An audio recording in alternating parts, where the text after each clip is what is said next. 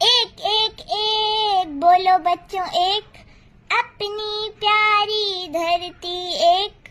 दो दो दो बोलो बच्चों दो, धरती के ध्रुव हैं दो। उत्तरी ध्रुव दक्षिणी ध्रुव।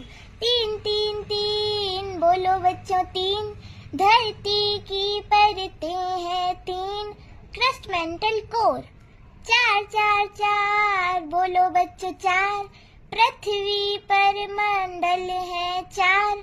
जलमंडल, थलमंडल, वायुमंडल, जैव मंडल। पाँच पाँच पाँच बोलो बच्चों पाँच, पृथ्वी के महासागर पाँच। प्रशांत महासागर, अटलांटिक महासागर, हिंद महासागर, आर्कटिक महासागर, अंटार्कटिक महासागर।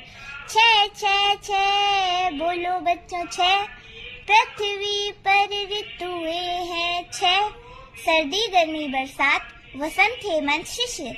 सात सात सात बोलो बच्चों सात, पृथ्वी पर महाद्वीप है सात। एशिया महाद्वीप, अफ्रीका महाद्वीप, दक्षिणी अमेरिका, उत्तरी अमेरिका, यूरोप महाद्वीप, अंटार्कटिका महाद्वीप, ऑस्ट्रेलिया महाद्वीप।